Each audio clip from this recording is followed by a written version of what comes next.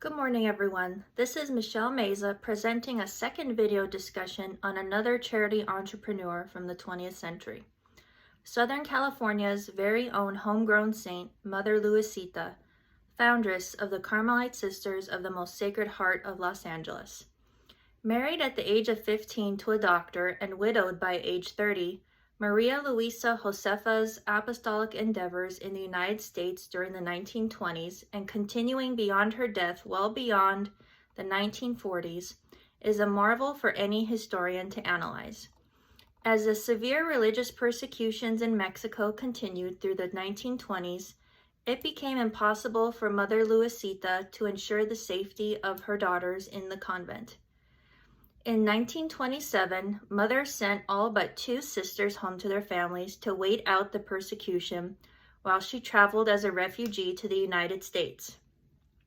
On June 24, 1927, under the disguise of civilian clothes, Mother Luisita, Sister Teresa of Jesus, and Sister Margarita Maria of the Sacred Heart entered safely into Los Angeles.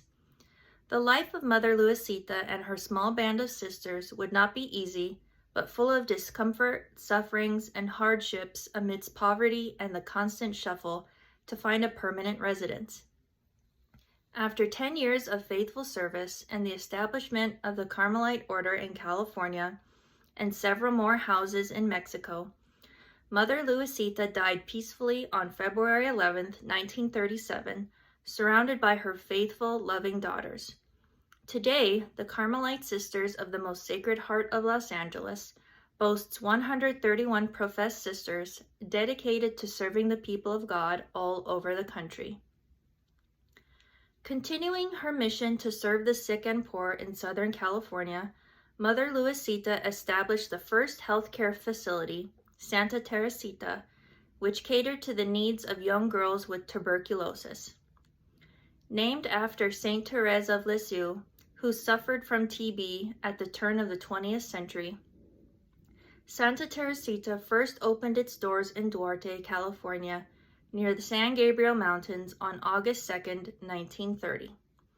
The 5 patients that were brought there reminisced on how much it meant to them to have been in contact with people who really cared whether they lived or died. Although the work was arduous, with the constant cleaning of eating utensils, bedding, bed sheets, and caring for the sick and dying girls, the sisters laughed and sang as they worked.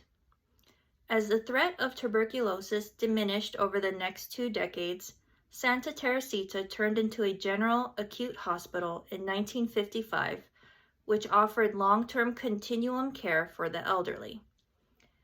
Because of the congruence between the U.S. strength in intensive resource use and its early strength in manufacturing technologies, it developed a technological lead over the rest of the world that expanded throughout the first half of this century. Nelson and Wright, 1992.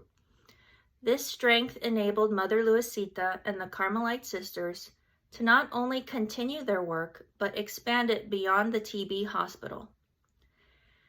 In addition to a retreat center in Alhambra, California, and 7 schools across the United States, never in her wildest dreams did this former Mexican runaway even fathom what great task God had set out for her order to accomplish.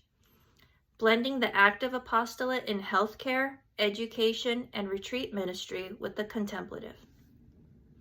As in the words of Mother Luisita, siempre adelante, nunca atrás.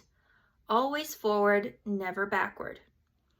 According to Lorenzo Fioramonte, whether focusing on genuine progress, well-being, and inclusive wealth, all beyond GDP indicators, highlight the crucial economic contributions made by families, communities like the Carmelite Sisters in Alhambra, California, cooperatives, informal and small businesses, organic farmers, fair trade networks, and many similar groups. Thank you very much. That's it for me.